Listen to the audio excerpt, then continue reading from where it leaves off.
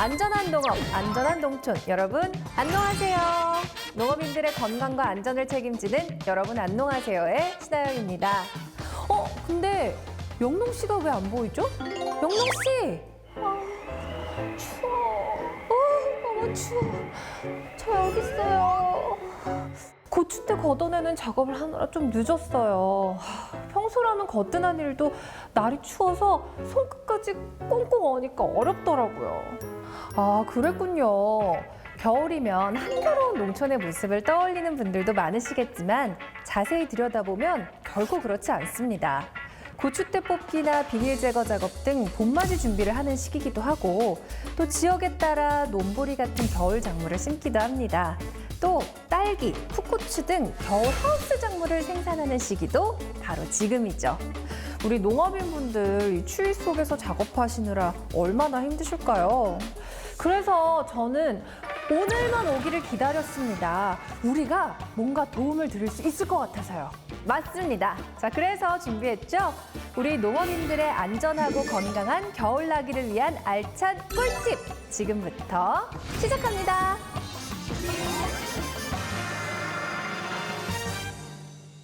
우리 영롱 씨도 손끝까지 꽁꽁 얼어서 작업을 하기가 힘들었다는 이야기를 했는데요. 일반적으로 기온이 10도 이하로 떨어지면 치밀한 손발 작업이 어려워진다고 합니다. 또 영하의 날씨에서 오랫동안 작업을 할 경우 류머티즘이나 신경염 등에 걸릴 위험도 높아지죠. 자, 그렇다면 추운 겨울 안전하게 야외 농작업을 하려면 어떻게 해야 할까요? 가장 중요한 건 추운 날씨에 적합한 복장을 갖추는 것입니다. 먼저 두꺼운 옷 하나만 걸치기보다는 얇은 옷을 여러 벌 겹쳐 입는 것이 보온에 효과적입니다. 제일 안쪽은 통풍과 땀 흡수가 용이한 내복을, 중간은 땀을 흡수하는 동시에 단열 효과도 좋은 옷을, 마지막으로 가장 겉옷은 바람을 막아주되 약간의 환기도 가능한 기능성 외투를 입는 게 좋습니다. 두 번째로 머리가 노출되면 체열의 40%가 발산되므로 반드시 모자를 착용해 주십시오. 세 번째로 양말이나 신발이 발목과 발을 너무 조이지 않도록 해야 합니다. 너무 조일 경우 혈액순환이 어려워져 동상의 원인이 되기도 한다는 점 기억해 주세요. 마지막으로 작업복이 젖을 경우를 대비해 여분의 옷을 준비하는 게 좋고요. 빙판이 생긴 곳은 소금이나 흙으로 덮고 마찰력이 높은 작업화를 신어 넘어짐 사고를 예방해야겠습니다.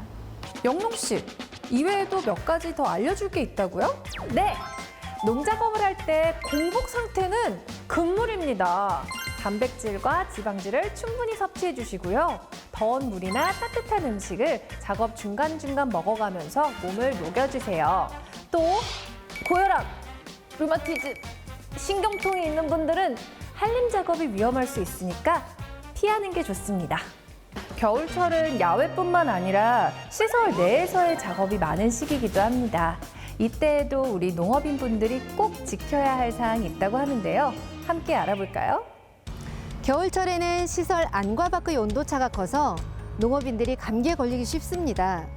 따라서 바깥 기온과의 온도차를 줄일 수 있는 중간 휴식 공간을 마련하는 게 좋습니다. 또 하우스에서 밖으로 나와 자주 맑은 공기를 마시는 것도 중요하고요. 시설 내에 온도계를 설치해서 작업 온도를 항상 확인하는 습관을 가집시다. 마지막으로 하우스 내에서의 작업 시간은 하루에 5시간을 넘기지 않도록 해야 합니다. 추운 날씨에 농작업을 하다 보면 또 하나의 걱정거리가 있으시죠? 바로 건강 문제일 겁니다. 겨울철에 급격히 기온이 떨어지면 발생하기 쉬운 심근경색과 뇌졸중, 그리고 대표적인 한랭 질환이라고 할 수 있는 저체온증과 동상에 걸렸을 때 과연 어떻게 대처해야 하는지 그 방법을 알아보겠습니다. 겨울철에 기온이 내려가면 혈관이 급격히 수축하고 혈압이 상승하기 때문에 심근경색과 뇌졸중 같은 심혈관 질환이 많이 발생합니다.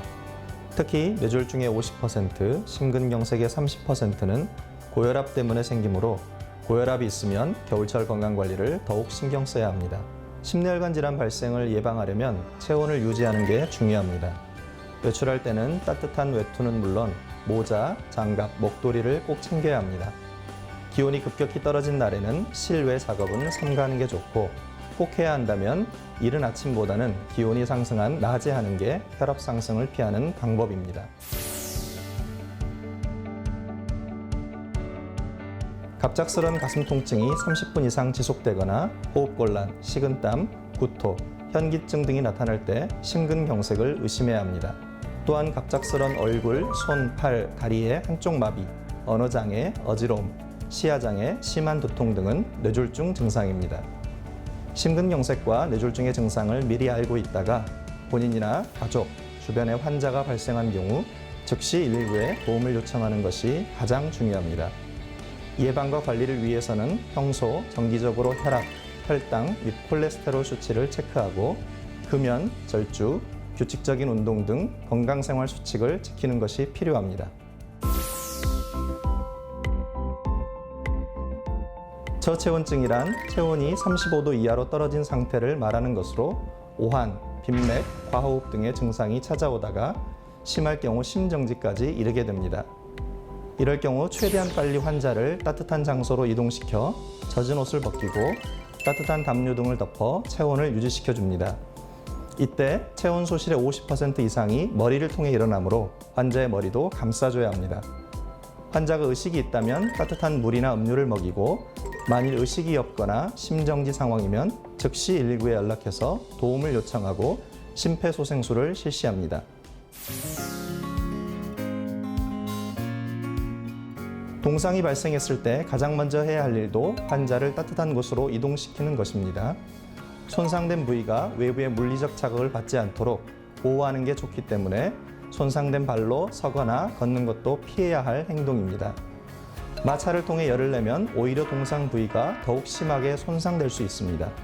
장갑, 신발, 옷 등을 벗겨서 동상 부위를 38에서 42도 정도의 따뜻한 물에 담그도록 합니다. 이후 동상 부위를 건조시키고 마른 것으로 덮고 붕대는 느슨하게 감아줍니다. 동상 부위는 심장보다 약간 높게 하는 것이 통증과 부종을 줄여준다는 것도 기억해 주세요. 통증이 지속되거나 변색, 물집과 같은 특이사항이 지속되면 반드시 병원을 방문하여 전문적인 치료를 받도록 합니다. 여기서 잠깐! 동상 응급처치를 할 때 반드시 주의해야 할 점이 있어요. 손상 부위를 따뜻한 물에 담그는 것이지 절대 뜨거운 물이어서는 안 되고요. 수포나 물집을 터뜨리는 것도 감염을 일으킬 수 있는 행동이니까 금지! 손상 부위나 몸에 급격한 온도 변화를 가하는 것도 피해주세요. 마지막으로 몸을 따뜻하게 녹여보겠다는 핑계로 술을 마시는 행위! 저체온증을 유발할 수 있는 아주 위험한 행동입니다. 그러니 음주도 절대 금지입니다. 와, 우리 영롱 씨 정말 대단한데요? 저도 우리 농업인분들께 꼭 필요한 꿀 정보를 하나 더 준비했습니다. 자, 지금 같은 겨울철은 말할 것도 없고 농작업 모든 현장에는 크고 작은 사고와 질병의 위험이 있죠. 이때 사고를 당한 농업인들의 경제적인 부담을 덜어주는 정책이 하나 있어서 여러분께 꼭 소개해드리고 싶습니다. 과연 뭘까요? 바로 농업인 안전보험입니다. 농업인의 업무상 사고나 질병 발생률이 높은데도 불구하고 대부분의 소규모 자영농업인은 산업재해 보험에 가입되어 있지 않습니다. 따라서 갑작스러운 사고나 질병이 발생할 경우 농업인 개인이 감당해야 될 경제적 부담이 매우 커집니다. 그래서 국가에서는 농업인이 부담을 덜기 위해 농업인 안전보험 보험료의 50%를 지원하고 있는데요. 만 15세에서 87세 농업인이라면 누구나 가까운 농축협에서 언제든 가입이 가능합니다. 보험료 대비 혜택이 큰 농업인 안전보험, 적극적으로 가입하셔서 사고 발생에 대비한 최소한의 안전장치를 갖추시길 바랍니다. 오늘의 주제 어떠셨나요? 겨울철 작업 요령에서부터 농업인에게 실질적으로 도움이 되는 정책 소개까지. 오늘 다룬 이야기가 말하는 것은 단 하나. 바로 농작업 현장에서 가장 중요한 건 다른 무엇도 아닌 농업인분들의 안전과 건강이라는 사실입니다.